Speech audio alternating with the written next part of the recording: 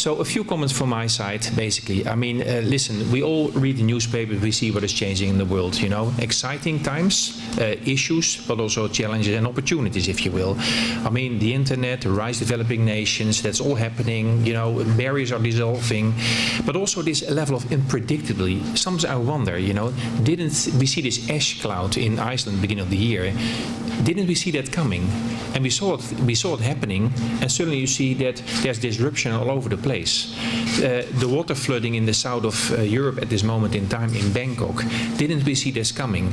So my point is, many things changing in this world, but this level of perceived unpredictability is something we need to tackle, in my view. Mm-hmm. Technology to me is a key driver, and my fundamental belief that a lot of us in the world even do not know enough how much we can use technology to help for these solutions. Very important. Final comment on the playing field, if you will. I do believe that we have less issues than before, but the issues we still have today are more complex, more global, but we have to crack the code there all together. Second point, examples. You know, 7 years ago, the mayor of Stockholm said, it's enough. I like my mobility situation in Stockholm fixed.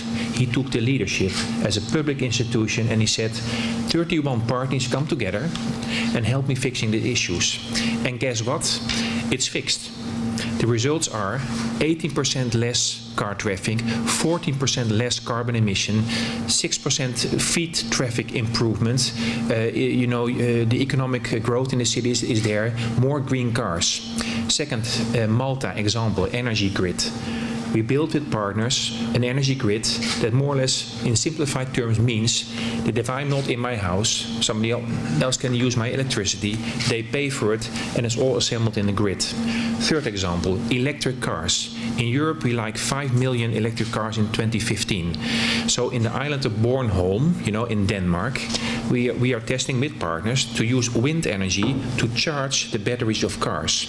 So if there's normal wind, they are charged, you know, and if there's too much wind or too less wind, the cars take over and charge the island.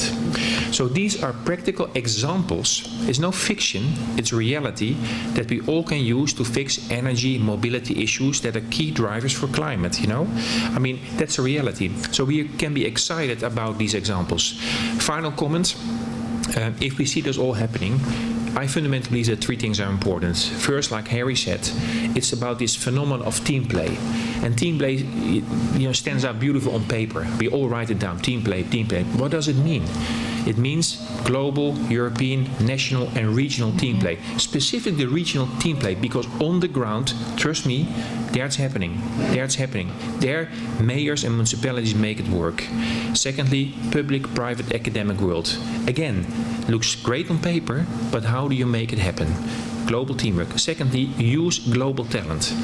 I mean, listen, younger generations, older generations, all generations of the world, they have so much inputs, insights. So if we don't tap on that talent, you know, by using crowdsourcing, using social media, you know, then we're missing something. So the use of global talent, in my view, is a fundamental difference. And the final one, Harry mentioned communication as the final one. My word is leadership. It's really leadership. Really leadership. The mayor of Stockholm took leadership. He said, it's enough. I'm going to change it. You know, in companies, a lot of private sectors, they have CEOs who take leadership. You know, today we have a strong leader with us. You know, I mean, Mrs. Figueres and I, we have a long-standing relationship of at least 33 minutes because I met you 33 minutes ago. But your CV is outstanding. You know, hero of the world, etc. But you will lead the road to Durban and be one of the most influential, important person in that conference. So the more we can help you today with our thoughts, ideas, not only today but also around, that will be very important. So without further ado, and I left my work with leadership, I'm grateful that you are here. There was a little traffic jam, so we need to fix the mobility in Brussels as well. So that's a promise, we do that right away. But we found you further ado, very happy to have you here, and we're really looking forward to your update this morning. Thank you so much for being here.